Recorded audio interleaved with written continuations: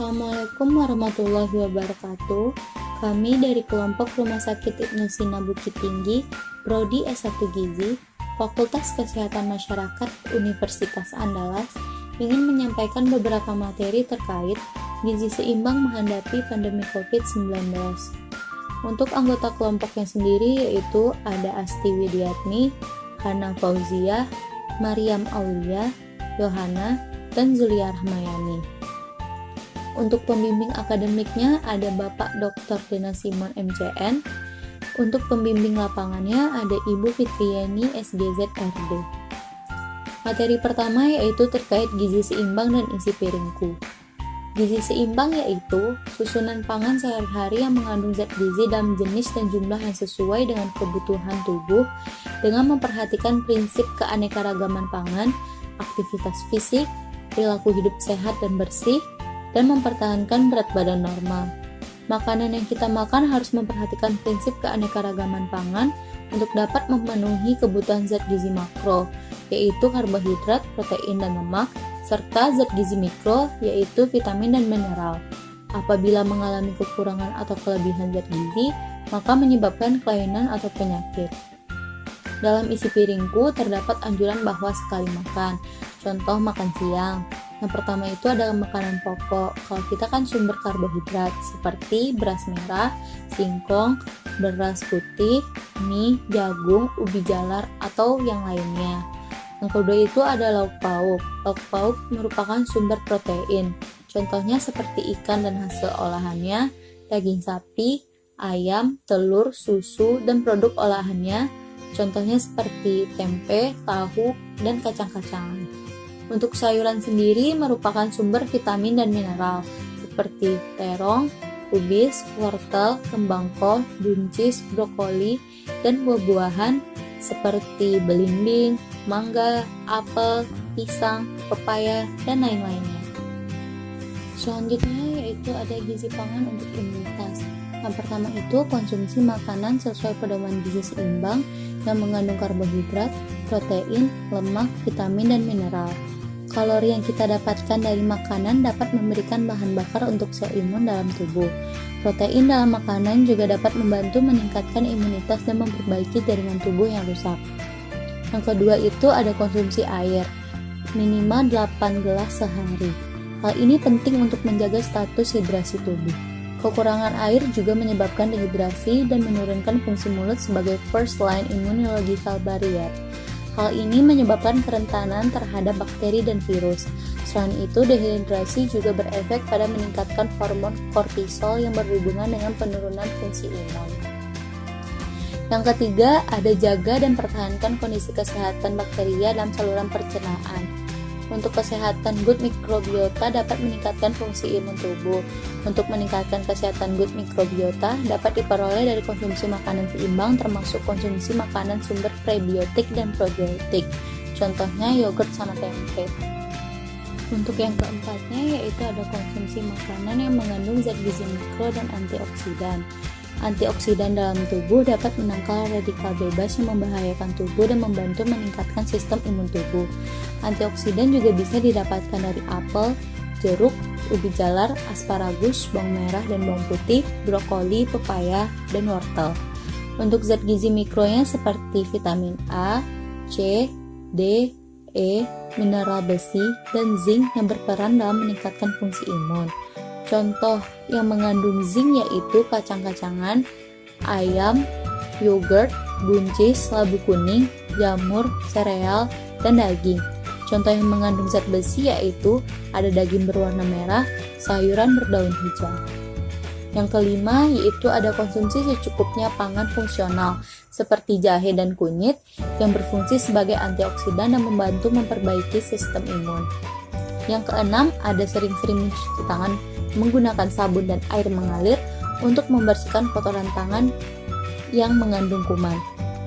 Nah, selanjutnya itu ada cuci tangan dengan sabun yang merupakan perlindungan dari luar.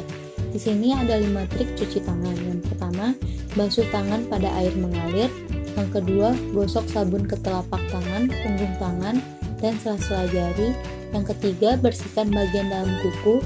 Yang keempat, bilas tangan dengan air bersih dan mengalir. Yang kelima, keringkan tangan dengan kain atau tisu atau dengan udara atau dengan dianginkan. Selanjutnya ada gizi pangan untuk daya tahan tubuh atau perlindungan dari dalam. Yang pertama itu ada vitamin A. Vitamin A yang berfungsi sebagai membuat mikroba melemah, mengatur jumlah dan fungsi sel imun tubuh, membantu respon komponen anti peradangan tubuh. Contoh pangannya yaitu ada ikan makarel atau ikan kaleng, hati ayam, telur rebus, ubi jalar, dan sayuran seperti wortel, sawi, dan bayam. Untuk vitamin D-nya itu berfungsi sebagai mengatur peran enzim peptida sebagai antimikroba, menghambat aktivitas sel penyakit, dan mengurangi risiko terkena penyakit infeksi. Contoh pangannya itu udang, ikan, kuning telur, dan susu. Selanjutnya ada vitamin E.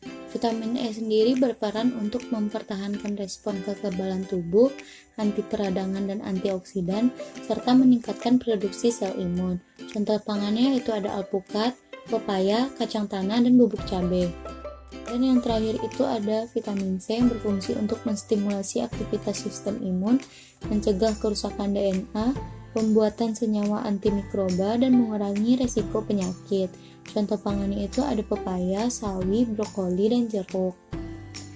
Di sini ada 4 pilar dalam gizi seimbang. Yang pertama itu ada membiasakan perilaku hidup bersih. Yang kedua, mengkonsumsi pangan beraneka ragam. Yang ketiga, melakukan aktivitas fisik. Dan yang terakhir yaitu ada mempertahankan serta memantau berat badan normal. Sekarang itu pola hidup sehat pada era kebiasaan baru. Yang pertama itu ada gerakan masyarakat hidup sehat, dan yang kedua itu ada taat pada protokol kesehatan. Materi selanjutnya yaitu panduan pola makan sehat bergizi dan seimbang selama pandemi COVID-19. Yang pertama itu makan dengan komposisi lengkap. Konsumsi makanan dengan komposisi lengkap untuk memenuhi asupan nutrisi. Salah satunya pedoman piring makanku dari Kementerian Kesehatan. Dalam pedoman tersebut, masyarakat disarankan untuk makan tak sekedar kenyang. Dalam setiap sesi makan, usahakan separuh bagian piring makan itu berisi buah sama sayur, dan separuh piring lainnya itu berisi karbohidrat dan protein. Yang kedua itu ada makan lebih banyak buah dan sayur. Manfaat buah dan sayur sendiri dapat menyediakan kebutuhan vitamin, mineral, dan serat bagi tubuh. Usahakan untuk memilih buah dan sayuran segar ketimbang dari buah dan sayuran beku atau kalengan. Nutrisi dalam buah dan sayur segar itu lebih tinggi daripada produk olahan. Dan di luar jam makan utama, konsumsi buah dan sayur sebagai cemilan atau snack sehat. Yang ketiga, ada batasi asupan lemak, gula, dan garam. Makan garam terlalu banyak dapat menyebabkan serangan jantung dan stroke. Sekarang juga diduga menyebabkan perubahan fungsi otak. Banyak orang yang saat stres seperti musim pandemi ini menggunakan makanan sebagai pelampiasannya. Akibatnya, konsumsi lemak, gula, garam, dan kalorinya jadi tidak terkontrol. Coba batasi konsumsi lemak, gula, dan garam sesuai rekomendasi harian. Nah, berikut ini ada batasan konsumsi gula, garam, dan lemak harian menurut Kementerian Kesehatan. Yang pertama itu ada gula 4 sendok makan atau sekitar 50 gram atau 200 kalori. Yang kedua itu ada gram, 1 sendok teh atau 5 gram sehari atau 2000 mg natrium.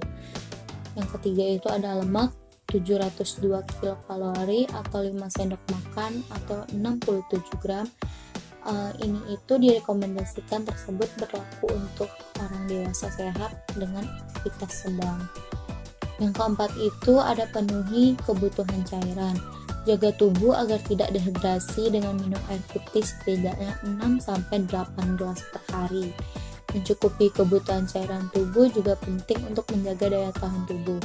Usahakan untuk tidak mengkonsumsi minuman yang mengandung gula seperti soda, minuman dalam kemasan, dan minuman tinggi gula lainnya.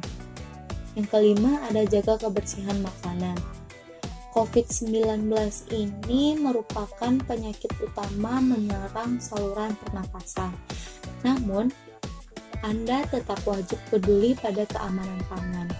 Selama ini memang belum ada bukti penyakit bisa menyebar lewat makanan. Tapi Anda tetap perlu melindungi diri dari penyakit. Dengan caranya, yang pertama ada menjaga asupan selalu higienis, yang kedua memisahkan makanan mentah dan yang matang, yang ketiga ada memasak makanan sampai matang sempurna, yang keempat ada gunakan air dan bahan baku yang aman serta bersih. Selain menjaga pola makan sehat bergizi dan seimbang, praktikkan cara mencegah penularan virus corona, yaitu dengan rajin mencuci tangan pakai sabun dan tetap tinggal di rumah. Bila terpaksa harus keluar rumah karena ada kepentingan mendesak atau kepentingan lainnya, selalu gunakan masker dan jaga jarak aman dengan orang sekitar 2 meter. Sekian penyampaian materi dari kelompok Rumah Sakit Ibnu Sina Bukit Tinggi.